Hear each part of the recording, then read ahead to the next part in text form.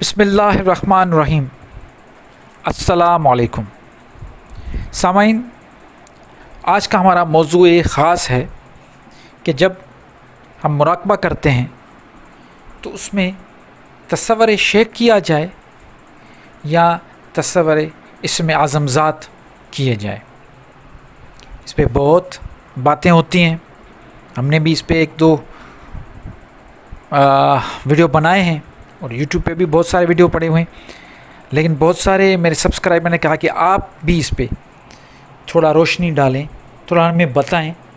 کہ جب ہم مراقبہ کریں تو ہم تصور شیخ کریں یا تصور ہو کریں۔ تو دیکھیے، اس کا بالکل سادہ سا جواب ہے، وہ یہ کہ ہر چیز کو سمجھنے کے لیے ہم چھوٹے سے مثال دیتے ہیں۔ تو میں ایک چھوٹا سا مثال یہ دے رہا ہوں کہ اگر ایک بندہ کہتا ہے کہ مجھے انٹر پاس کرنی ہے لیکن میں میٹریکولیشن نہیں کروں گا، تو کیا یہ ممکن ہے؟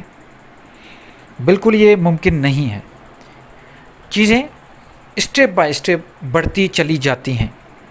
بالکل اسی طرح روحانیت میں بھی ایسا ہی ہے۔ ایک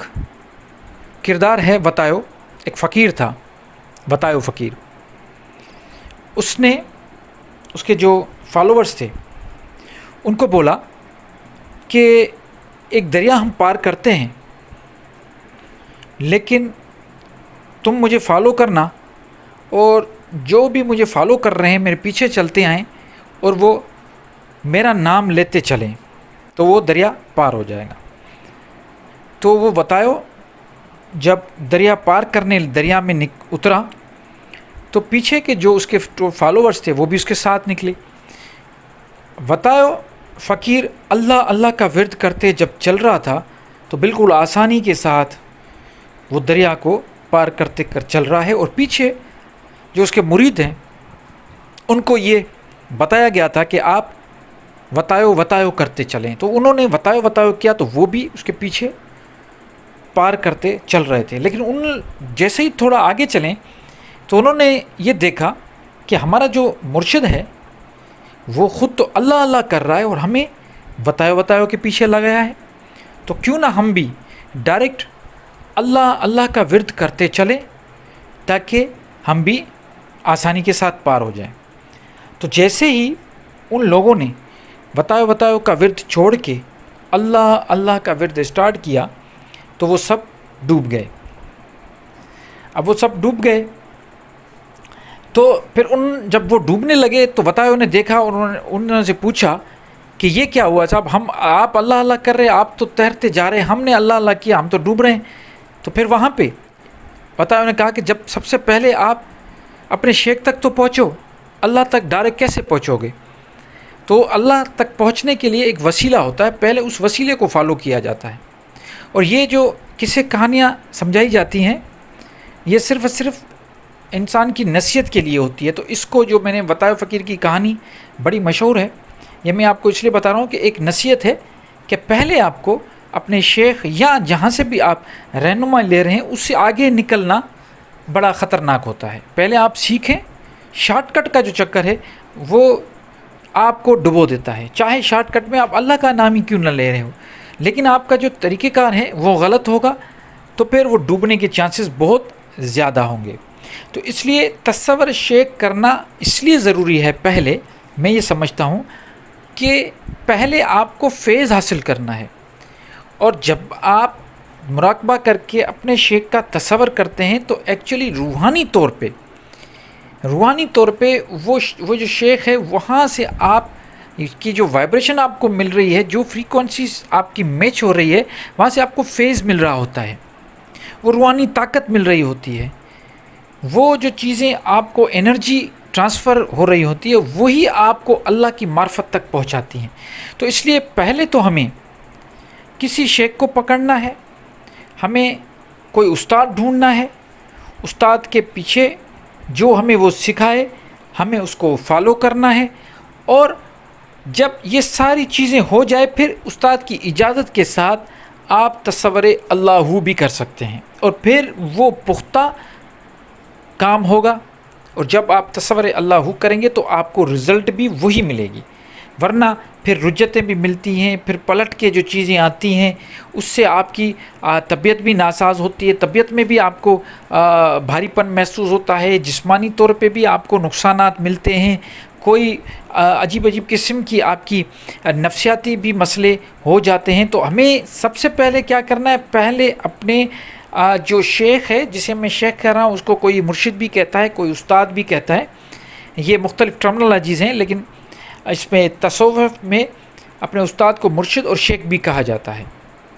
تو تصور کریں جب بھی آپ مراقبہ کرتے ہیں، تو اگر آپ ایسا کوئی مراقبہ کر رہے ہیں، اس میں اگر آپ اپنے تصور شیخ کا مراقبہ کر رہے ہیں تو ضرور کریں، اس سے آپ روحانی کنیکشن مل سکتا ہے، چاہے وہ آپ کا شیخ زندہ ہو یا وہ انتقال کر گیا ہو، لیکن آپ جب وہ کریں گے تو وہ فریکوینسی، جہاں پہ اس کی فریکوینسی ہوگی وہاں پہ آپ اس کو میچ کرنے کی کوشش کریں گے،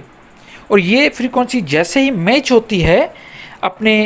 جس کا بھی تصور آپ کر رہے ہو، تو وہاں سے جو انرجی ٹرانسفر ہوتی ہے، جسے ہم کہتے ہیں کہ دیے سے جل کے یہ سلسلے چل رہے ہیں، وہ دیا جل جاتا ہے، وہ جو آپ کے سینے میں وہ جو فیض اتر رہا ہوتا ہے، وہ آہستہ آہستہ وہاں سے ہی آپ کو وہ چیزیں ملتی ہے، اور وہ جو گائیڈنس ہے، وہ جو رہنمائی ہے، وہی آپ کو وسیلہ بن کے اللہ کی معرفت اور اللہ کی چاہت اور یہ ساری چیزیں اللہ کی محبت کی طرف کھینچے لے کے جائیں گی۔ اگر اللہ تک پہنچنا ہے تو یہ بہت ضروری ہے کہ آپ کو اپنے رہنما کے تھرو جانا پڑے گا، رہنمائی لینی پڑے گی۔ اب رہنما کون ہے، کس کا تصور کر رہے ہیں، یہ ایک الگ بحث ہے جس میں ابھی نہیں اس پہ ڈسکس کرنا چاہتا۔ میں صرف یہی ڈسکس کرنا چاہ رہا ہوں، مجھے